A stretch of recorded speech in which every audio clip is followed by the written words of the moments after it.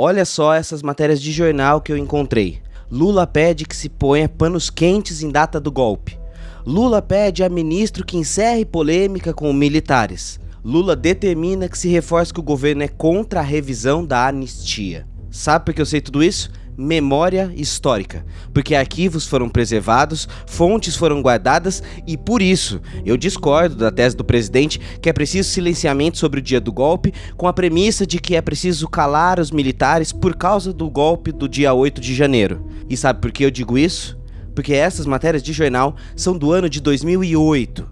2008. Pois é, não é de hoje que Lula também trabalha na chave de conciliação com os militares e por isso a anistia. E quando Lula emitiu essa fala em 2008, ele tinha 73% de popularidade, ou seja, não havia crise nenhuma. E sabe o que ele mandou o ministro Tasso falar à época? Que era preciso governar olhando pra frente, sem ressentimentos com o passado. Exatamente a mesma fala de agora. Faz parte da história, já causou o sofrimento que causou, o povo já conquistou o direito de democratizar esse país, sabe? Os generais que estão hoje no poder eram crianças naquele tempo, sabe? Alguns acho que não tinham nem nascido ainda naquele tempo. Então, o que eu não posso é não, sabe, tocar a história para frente, ficar remoendo sempre. Ou seja... E quer saber de outra coisa? Sabe quem estava nessa reunião que tomou essa posição oficial do governo na época? José Múcio, que era ministro das Relações Institucionais e hoje um dos grandes atores importantes para resolver ou não essa questão do golpe. E quer saber de outra coisa ainda? Sabe o que os críticos à esquerda do governo, inclusive do próprio partido, diziam à época? Que essa fuga de não encarar a questão com os militares no Brasil daria força para esses militares. E que isso certamente daria num golpe lá na frente. Na época, Lula concordou que havia politização dos militares e propôs uma PEC para tirar os militares da jogada. Exatamente como é proposto hoje. Na época não deu nada. E hoje? Eu tô vendo o presente repetir passado e isso não me cheira nada bem. Os críticos acertaram. Dali pra frente, os militares voltaram pra política, porque estavam intocados na caserna desde 85 por causa da vergonha da ditadura. E fizeram isso plantando falsas memórias coletivas de um suposto passado glorioso, de que militares não tinham corrupção, de que na época dos milicos tinha segurança. Mentira! Mas era tarde. Passaram poucos anos, o resto é história. Juntou no Bolsonaro e aí você já lembra, não preciso repetir. E já que o presidente Lula gosta tanto de futebol, vamos falar de futebol. Lula, você certamente lembra do que está escrito no estádio de Santiago do Chile, onde ativistas eram barbaramente torturados durante a ditadura deles. Lá está escrito: um povo sem memória é um povo sem futuro.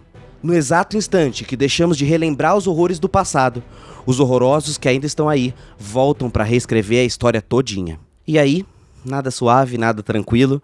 Hoje faz 60 anos do golpe militar com um gostinho amargo. Esse vídeo aqui é um tanto diferente dos outros pelo seguinte, porque eu sou historiador, fruto da universidade pública, e eu sou treinado para lidar com memória, história, narrativa, separar todas essas coisas, e por isso eu vou discordar da postura oficial do governo usando a ciência histórica, falando de memória.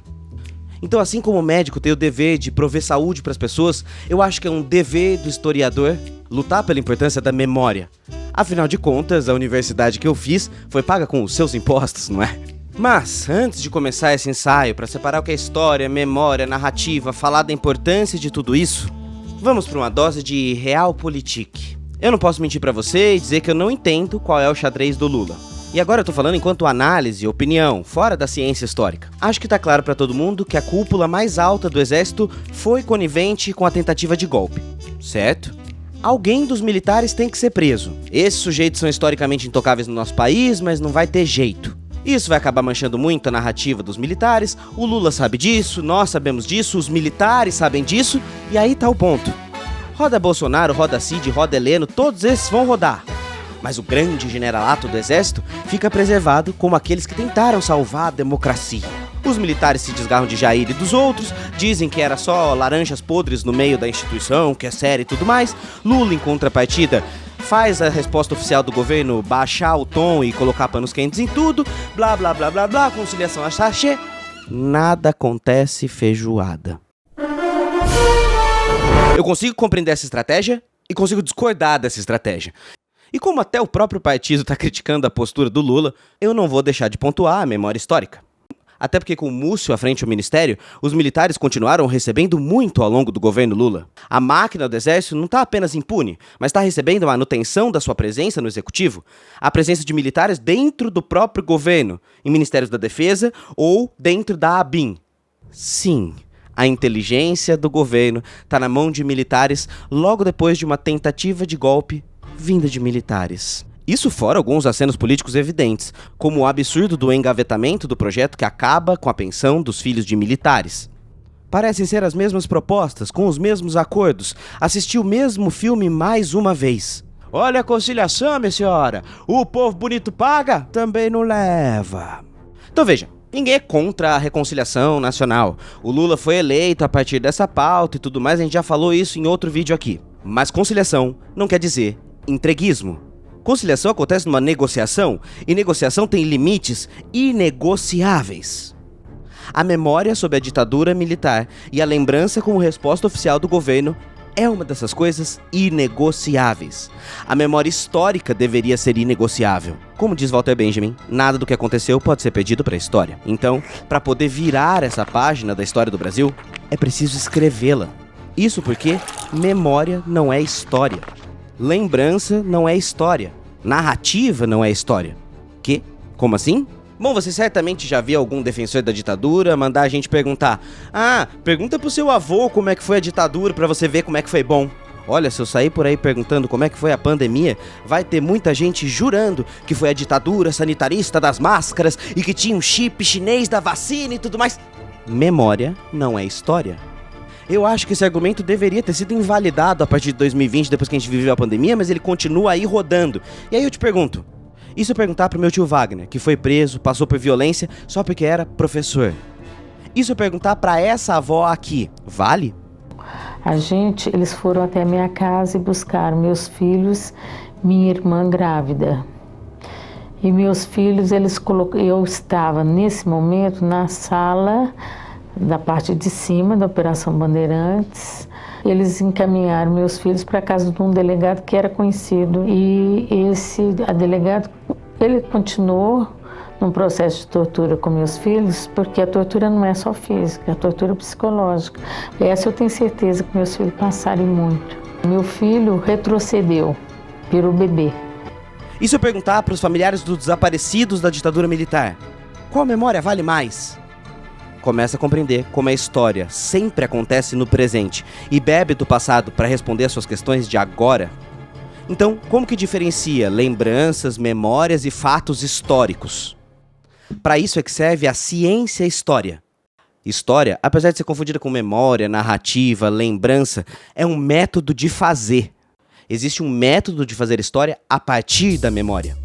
O historiador é aquele que revisita a memória o tempo inteiro para refletir sobre ela e nos arranjos, nos cruzamentos de fonte, compreender e construir uma manutenção da história de um país, de um povo, de uma família e assim por diante. A história como ciência, então, vai além da memória. O método histórico pega essas diversas memórias, cruza com documentos históricos, com matérias da época, com obituários, com dados econômicos, entrevistas, depoimentos, e compara, vê o que é exagero, o que é aumento, o que é mentira. E ainda assim, uma parte importante desse processo é a crítica.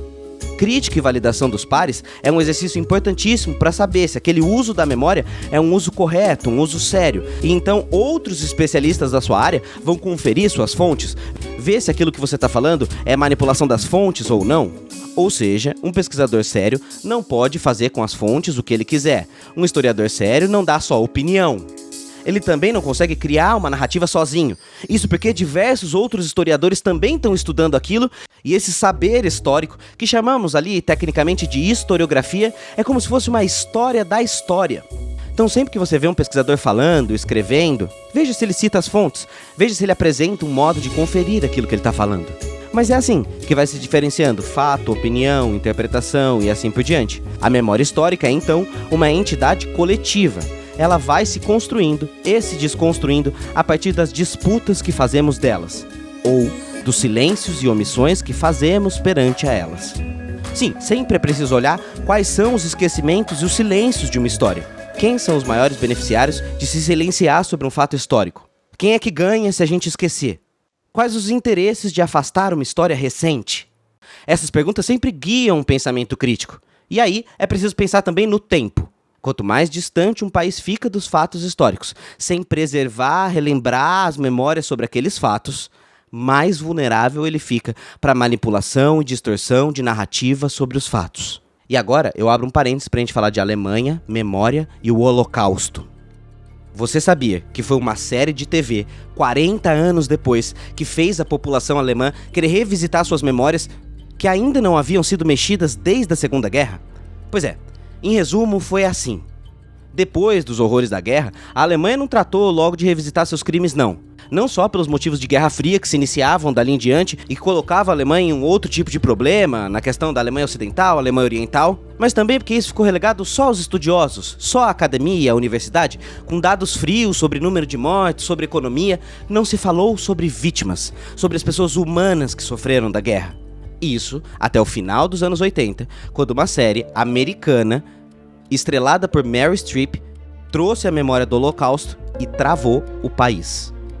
Uma história de uma família judia fictícia, que era bem sucedida em Berlim e que perdeu toda a sua fortuna para as câmaras de gás.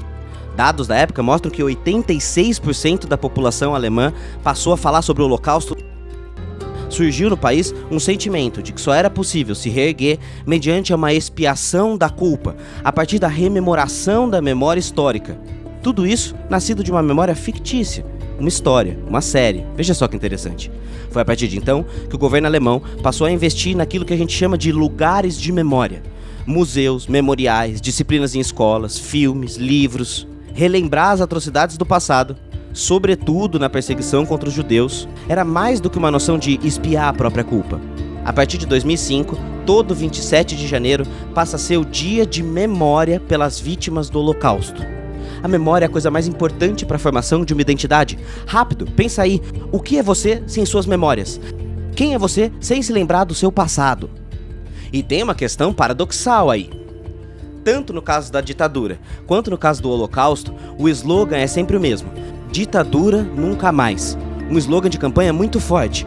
Mas veja só, para que haja um nunca mais, é preciso ter um parâmetro, certo? E para que haja um parâmetro, é preciso relembrar dessa memória para o povo toda hora, porque essa memória vai sendo perdida ano a ano. E se a gente não relembrar, daqui a pouco a gente não sabe mais qual é essa condição, e aí perdeu a história do nunca mais. Mas tá bom, você quer sair da política, quer sair dessa história mais pesada e quer ir para outro campo, para você falar pros seus pais, pros seus amigos na mesa do bar e parecer inteligentão? Nota uma coisa aí, memória sobre vacinação. Doenças que já estavam erradicadas estão voltando, sabe por quê? Porque as gerações que sofreram muito com essas doenças já se foram. E as que estão aqui agora já não lembram mais como é o terror de viver aquilo. E os maus hábitos passam a voltar. E isso pode acontecer a qualquer momento. É só ver o quanto o povo brasileiro era uma referência em vacina e em pouco tempo os negacionistas distorceram essa memória, distorceram essa história e isso passou a virar um problema. E aí, se a reconstrução da memória é um exercício fundamental para o povo, é, portanto, também um exercício fundamental para o exercício do poder. Quem está no poder oficial, apenas por um pouquinho de tempo, consegue ser o senhor da memória oficial de um país e escolher o que um país vai falar mais ou silenciar mais. E sabe quem tem conhecimento e domina isso muito bem?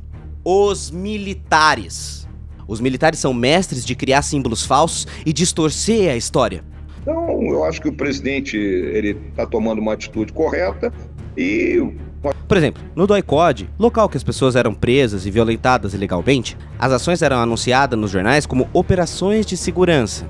E foi descoberto depois que, quando na ficha do sujeito estava escrito interrogado e prestou esclarecimento, isso era um jeito para mascarar ou um código para sinalizar a prática de tortura. Militares adoram muito esses eufemismos para diminuir a sua violência. Ou por que vocês acham que o golpe militar é chamado por eles de Movimento de 64, contra a Revolução de 64? Então esse medo dos militares também é uma propaganda trabalhada por anos. Existe muita propaganda militar para dizer que eles são o baluarte da democracia, como diria o golpista general Heleno. Ainda tem muitos silêncios e ausências. Mais de 200 pessoas desaparecidas ainda não foram encontradas. Sumiram. Nunca mais voltaram. não tiveram a chance de coletar, fazer e viver memórias. E se nós não nos empenharmos enquanto país em manter essa memória viva, ela vai ser enterrada para sempre. Então, para quem diz, e é por isso que tem gente que ainda diz, mas pelo menos na ditadura não tinha violência. Revista Veja, 23 de abril de 1969. Há um novo crime na praça, mais ambicioso e mais duro. E um novo criminoso troca a faca pelo revólver. Os roubos pularam de 150 para 400 na cidade de São Paulo. Os homicídios de 80 para 350. A partir de agora, os menores de 14 anos passaram a cometer crimes. E sabe como eu sei disso? Memória histórica. Preservação de fontes. Mas tem que punir os dois lados, tem que investigar a esquerda. Olha bem no fundo dos meus olhos e me responde. Nós estamos falando de ditadura militar oficial. Uma posição do Estado de massacrar e perseguir pessoas sistematicamente. Órgão de censura e violência oficial, onde até crianças foram presas e barbaramente violentadas. Nessa situação, com um estado de guerra, reagir à barbárie do ditador é violência? Não. Direito à resistência é justo e necessário. Mas você percebe? Os fatos não mudam, mas o que pode se fazer desses fatos, sim. O Brasil continua sendo o país que menos julgou e menos puniu os crimes da ditadura comparado ao resto dos países da América Latina. E, infelizmente, a maior parte dos algozes já está muito velho ou já se foi e não vai ser julgada. E essa briga continua tão atual que não à toa que 15 dias para Bolsonaro deixar a presidência, ele acabou com a comissão na canetada. E é claro, o governo Lula prometeu como pauta retomar esse ministério e Silvio Almeida, nosso ministro, fez uma fala extremamente emocionante sobre isso. Nós não estamos aqui em nome da compaixão, não estamos aqui para ser hipócrita. Nós sabemos muito bem que o presidente anterior gostava de ditadura, que ele louvava torturadores. Ele não gostava da Comissão de Anistia e nem da Comissão Nacional de Mortos e Desaparecidos. Porque, senador, não é questão da gente gostar ou não, sabe por quê? Isso é mandamento legal e constitucional. Mas sabe o que vai acontecer? Se ela não for recomposta, o Ministério Público Federal vai entrar com uma ação e vai mandar reconstituir a Comissão de Anistia. Mas conciliação chegou, o tempo passou e eu sofri calado. O Lula fez tirar essa memória do nosso pensamento. E se você acha que a gente realmente não deveria criticar o governo nessa questão, faz o seguinte, reclama para a família dos desaparecidos políticos que teve promessa do governo de ter uma reunião o ano passado, ainda não teve nenhuma resposta. Então, Lula... Então, o que eu não posso é não, tocar a história para frente, ficar remoendo sempre. Eu, sinceramente, eu não vou ficar me remoendo e eu vou tentar tocar esse país para frente. Eu queria te lembrar da quantidade de viadutos Costa e Silva, praças Médici, rodovias Castelo Branco, que tem toda a cidade por aí afora. Queria te lembrar também que Chico Buarque e os exilados estão vivos.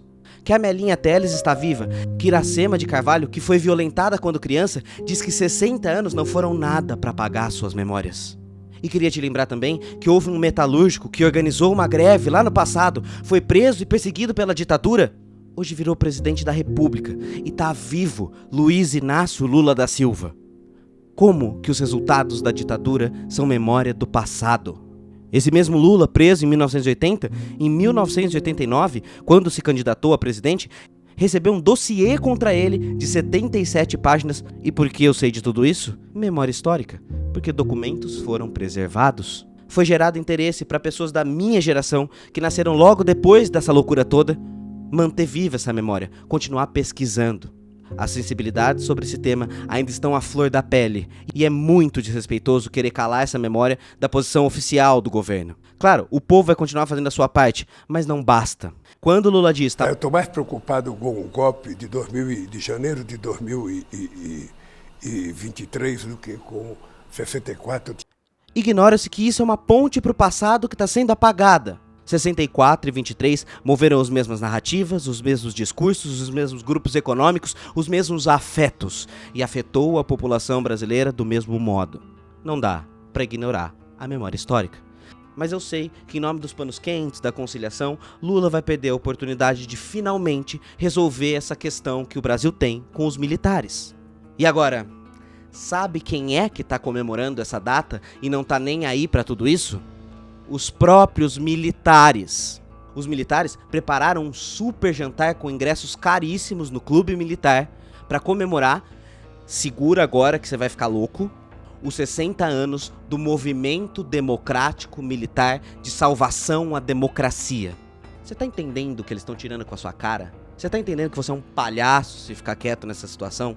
Ontem 64 é hoje 24. E olha só a ironia fina na sua cara no final do convite dos milico. A história que não se apaga e nem se reescreve.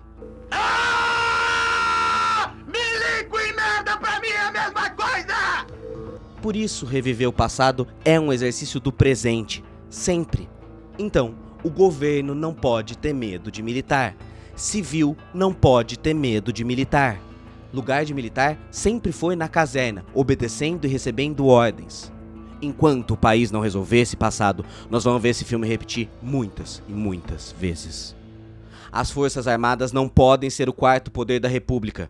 Não podem. Há um ditado iorubá muito bom que diz o seguinte. Vamos ouvir um pouco de Silvio Almeida. Diz um antigo ditado iorubá: Exu matou o pássaro ontem com a pedra que só jogou hoje. Que presente, passado e futuro são realidades entremeadas. E nessa encruzilhada que nos encontramos, eu diria que são também indissociáveis. E isso é importante dizer para que nós não nos esqueçamos jamais da grandiosidade das nossas lutas. Nossa conexão é com passado, presente e futuro. Nós estamos vivendo nesse momento passado, presente e futuro. Não há presidente no mundo, tendo eu votado ou não, tendo eu curtido ou não, tendo ele feito acordinho com o militar ou não, que vai me fazer abandonar o meu dever de historiador, da preservação da memória histórica e de muito mais. Isso não é um dever só nosso. Isso é um dever de todo mundo.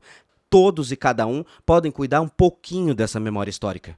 E é assim que se forma uma democracia. Poder discordar do presidente, sem medo de morrer, nem ser ameaçado, só ter que lidar com os seus puxa-saco.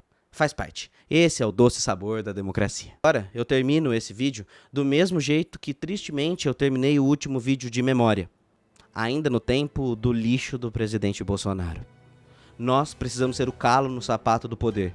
Nós precisamos ser aqueles que relembram os que querem esquecer. Nós fazemos parte daqueles que escovam a história contra pelo. Uma memória histórica não morre enquanto alguém mantiver acesa a chama dessa lembrança. Lutemos para que a memória de um povo se mantenha viva, para que, enfim, não sejamos apagados.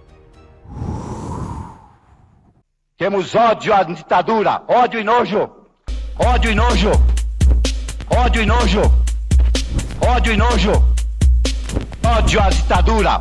Bradamos por imposição de sua honra.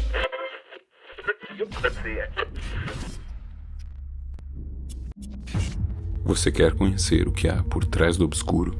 Nós fizemos uma investigação inédita sobre o Brasil Paralelo, que eu vou te mostrar agora. Olá, bem-vindo a Brasil Semelhante. Não é Brasil, mas é parecido. Hoje eu quero te mostrar aquilo que a mídia te esconde. Talvez eu minta pra você sobre os fatos. Você sente que estão destruindo sua infância? Eu vou chamar falsos especialistas, distorcer os dados, mas fique tranquilo, é tudo em nome de combater o comunismo, pelo bem da família. Eu sou um dos processados pelo Brasil Paralelo. Eu vou caprichar na qualidade de cinema. Brasil, não existe canal de YouTube no Brasil que gaste mais com propaganda do que o Brasil Paralelo. Ao fundo, você escutará uma trilha dramática e sombria que começa a subir. Quer participar comigo de um grupo seleto? Quer construir comigo o Brasil Paralelo? Colocar uma roupinha bonita, um cenário bonito, para fazer uma falsa sensação de imparcialidade é fácil de fazer. Ou seja, a gente chegou num ponto que a extrema-direita tem até a sua própria Netflix. E no final das contas, muitas vezes, nós estamos lidando com pessoas que não atuam só contra a ciência, como a gente viu. O que fizeram com a minha mãe, logo de cara, já é algo para revoltar muito, muito mesmo. Eles sabiam do que estava acontecendo e deixaram rolar. Havia um método muito claro. Por quê? Porque essa história é uma resposta a muitas pessoas que têm espalhado certas fake news. Porque não dá, né? Não tem condições disso. Falar da realidade... Que vocês fazem de tudo pelo dinheiro. Vocês são capazes de mentir em cima de algum assunto para lucrar em cima dele. E ela abriu um processo. Então, as regras são: a gente manda e vocês obedecem. Até teve uma conversa com o professor Olavo. Processo, ele é uma arma para você amarrar a mão do seu inimigo.